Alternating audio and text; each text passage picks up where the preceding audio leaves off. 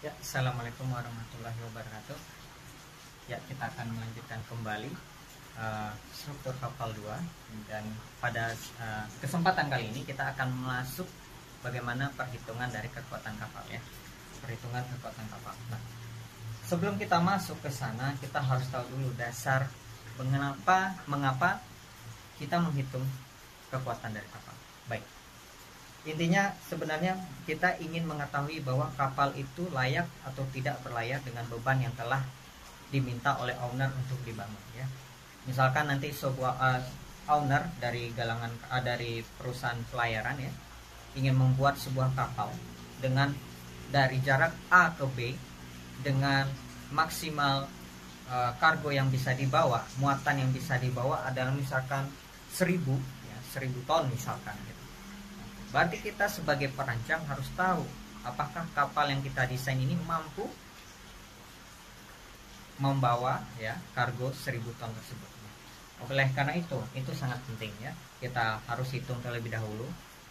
Jangan sampai nanti perhitungan kita atau kita tidak menghitung ini, kapal yang kita desain tidak mampu mengangkut atau membawa kargo yang telah disepakati bersama oleh pihak owner. Nah, baik. Jadi intinya kalau kekuatan kapal itu sendiri sebagai dasarnya yang kita pelajari bersama sebelumnya, bahwa kekuatan kapal itu intinya kemampuan si kapal untuk menahan beban yang telah diberikan.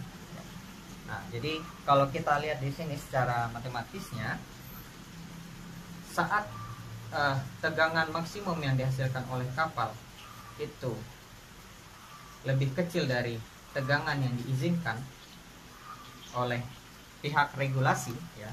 Ini kita tahu ya, pihak regulasi ini siapa? Internasionalnya Ajax, kalau lokalnya adalah BKI.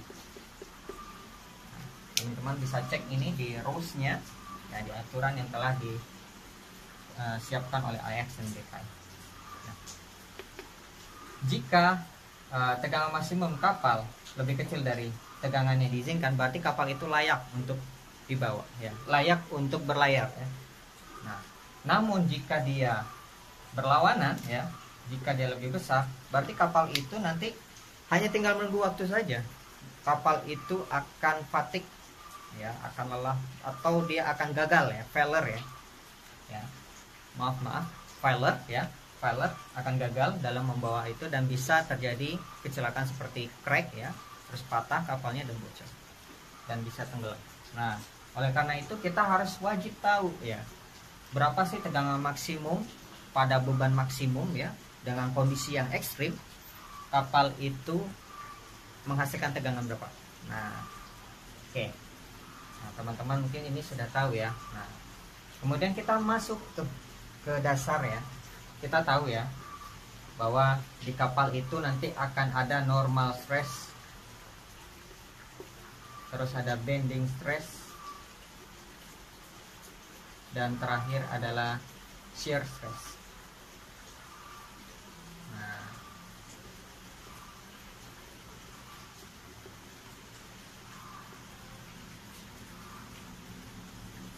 oke. Nah, kita tahu ya teman-teman bahwa stres itu umumnya ada 3 ini ya. Nanti mungkin akan bermacam-macam lagi ya. Ya, ada itu nanti kita bisa sebut dengan compressive stress, buckling stress, dan von Mises stress. Nah, nanti itu bisa kita ketahui sekarang. Tapi inilah dasar yang harus kita hitung terlebih dahulu ya. Oke. Normal stress teman-teman bisa lihat itu dari perhitungan ini ya, tegangan F dibagi A. Nah, F ini adalah gaya, A ini adalah luasan dari benda yang diberi gaya tersebut. Contoh ya, dia ditarik ya, misalkan ini sebuah benda, katakan ini dia balok berdiri dan ini dijepit di sini ya, terlempit, kemudian ditarik beban sebesar F ya. Ditarik dengan gaya sebesar F ya. Kemudian di sini ada luasannya. Kita bisa potong di sini. ya. Nah, ini adalah A. Oke. Semakin besar A luasan dari si benda ini ya, benda yang diberi gaya ini, maka tegangannya akan makin kecil ya. Tegangannya akan, itu mengartikan bahwa kemampuan dia masih sangat besar untuk menahan gaya yang lebih besar. Nah, gitu. Jadi gaya dibanding luasan. Nah, ini adalah normal stress. Nah, bagaimana dengan bending stress ya? Bending stress itu teman-teman sudah pada tahu ya.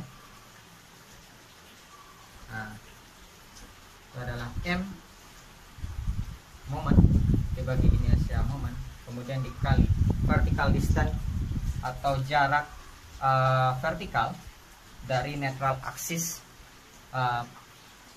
section atau luasan dari penampangnya. Misalkan ini kapal ya, penampang kapal ya, ini kita harus tahu titik vertical distance-nya di mana, titik beratnya. Nah, itu yang harus kita tahu. Dan dari sini nanti kita bisa masukkan ke sini. Nah, kira-kira itu ya. Ya, untuk perhitungan bending stress ya dan normal stress. Nah, teman-teman mungkin sudah tahu ya terkait apa sih yang terjadi pada kapal ya, selain dari beban yang diberikan, tentunya ada sebuah kondisi di mana kapal itu mendapatkan beban yang ekstrim. Kita tahu itu ada yang disebut dengan kondisi sagging dan kondisi hogging. Dan ini adalah standar yang harus kita hitung dalam menghitung ship strength, karena ini memang kondisi di mana saat kondisi yang sangat ekstrim. Nah, baik. Nah, sagging ya, sagging itu adalah kondisi di mana kita contohkan kapal itu sebuah balok ya. Nah, dia seperti ini, jadi ada beban di atas ya. Oke. Nah, jadi di sini itu nanti momennya seperti ini. Ini bisa kita katakan momennya adalah plus. Ya. Kemudian ada kondisi sagging, hogging ya. Itu berlawanan ya. Nah, jadi di sini kondisinya seperti ini. Ini kondisi momennya dan negatif. Nah, jadi sebenarnya kondisi sagging dan hogging ini terjadi saat ada gelombang ya, dua puncak gelombang di antara buritan dan haluan kapal. Jadi di sini tidak ada gelombang, sehingga kapal itu akan terjadi lendutan akibat dari beban yang dibawa kapal. Dan ini dia diberi gaya eksternal ya, gaya eksternal dari si ombak. Ya, inilah yang mengakibatkan ya kondisinya seperti ini. Kemudian yang lain, kondisi hogging adalah di mana ombak itu seperti ini gitu. Nah, jadi ombak menghantam bagian tengah kapal. Jadi di sini sangat besar. Jadi jangan teman bayangkan bagaimana ombak seperti di danau atau di tepi laut yang mungkin masih kita bisa katakan mungkin 3 meter 4 meter. Tapi kalau sudah di lautan lepas itu bisa belasan meter tingginya dan sangat besar. Dan itu sangat membahayakan bagi kondisi kapal tersebut. Sehingga kita wajib menghitung ini gitu. Baik, ini terkait sagging dan hogging. Ya teman-teman, kita lanjutkan kembali. Jadi dalam struktur kapal 2 ini nanti kita akan mencoba menghitung longitudinal strength atau kekuatan memanjang ya, longitudinal, dan transversal atau kekuatan melintang dari kapal.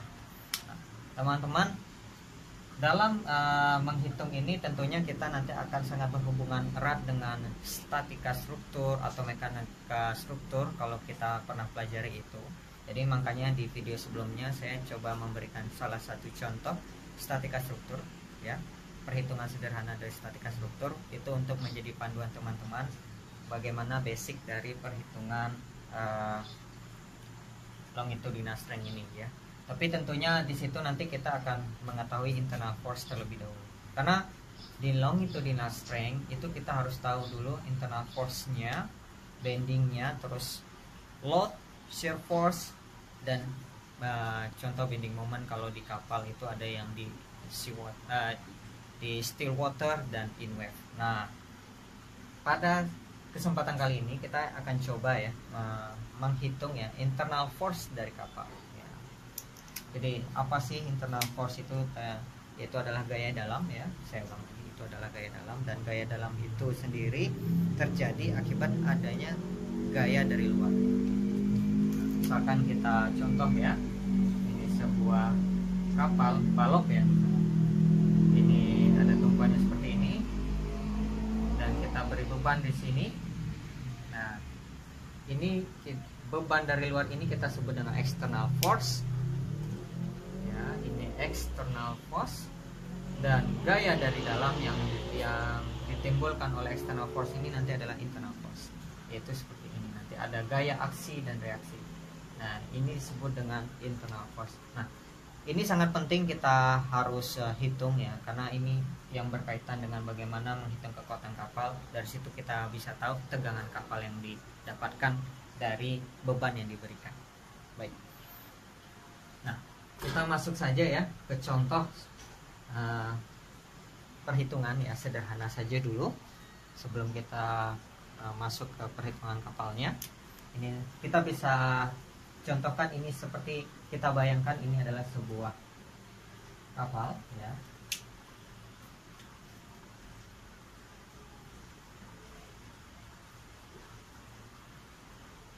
Ya, ini samba. Kita ada dua.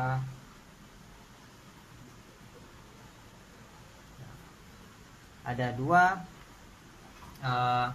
model ya. Ini sama panjangnya, misalkan kita kasih di sini itu adalah 10 meter. Dan ini juga 10 meter. Ya. Nah, 10 meter dan 10 meter ini itu kita contohkan saja, ini dia di sini titik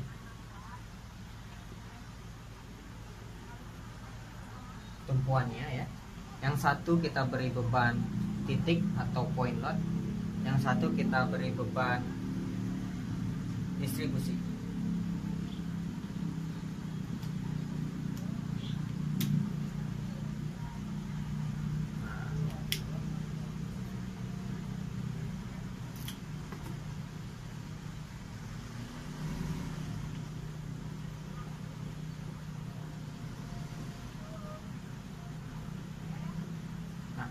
Di sini kita beri 20 kN dan di sini kita beri 2 kN per meter. Nah, totalnya 2 kN per meter, berarti kalau ini 10 meter itu tetap sama ya, 20 kN. 20 kN juga. Tapi kita pengen lihat sih perbedaannya, apa yang terjadi dalam bending moment dan shear force atau tegangan geser yang terjadi dari sini. Apakah ada perbedaan atau tidak ya? Baik, kita masuk. Nah, sebelum itu kita harus tahu dulu nih ya, kan kita sudah dapatkan nih gaya aksinya atau external force-nya. Kita pengen tahu internal force-nya. Nah, bagaimana cara menghitung internal force? Oke, baik teman-teman. Nah, untuk internal force-nya kita mulai yang dari sini dulu ya, point load dulu. Ini point load. Dan ini distribusi load.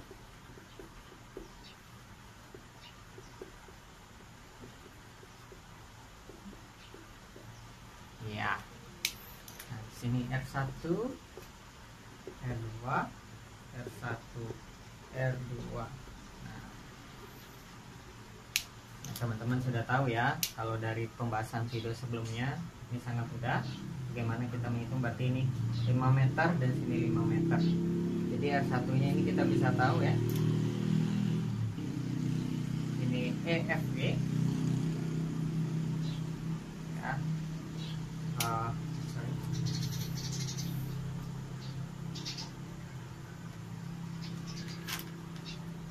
jumlah momen ya, sama dengan 0 ya. Jadi di sini kita tahu R1-nya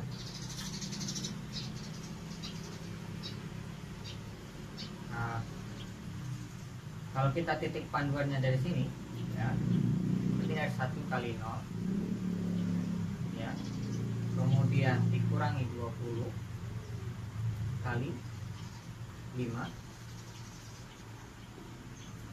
ditambah R2 dikali 10 meter.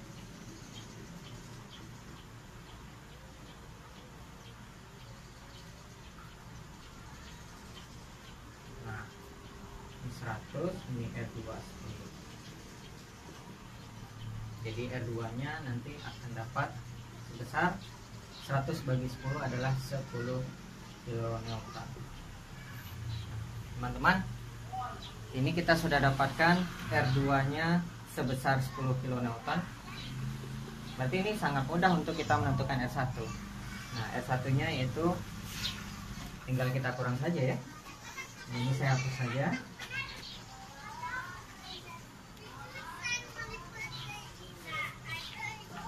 Kita analisa mana gaya vertikal, berarti di sini ada R1 dikurang 20 kilonewton ditambah R2 10. Jadi dari sini kita dapatkan bahwa R1 adalah 10 kilonewton. Baik, kita lanjutkan teman-teman. Mohon maaf ada gangguan teknis ya. Jadi kalau ada suara-suara yang tidak berkepentingan mohon dihiraukan saja ya, karena ini sudah sore. Jadi kita lanjutkan kembali. Ini ya, distributed load ya. Distributed load ini sangat mudah ya untuk kita hitung ya. Jadi di sini 2 kilonewton per meter dengan panjang 10 meter, berarti totalnya adalah 20 kilonewton ya. Nah, 20 kilonewton ini ya, kita tahu R1 dan R2 nya pasti sama karena kondisinya ini penampangnya sama, bebannya sama.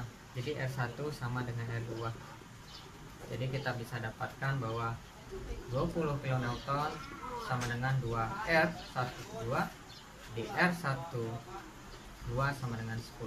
Jadi sama ya dengan 10 kilonewton dan 10 kilonewton.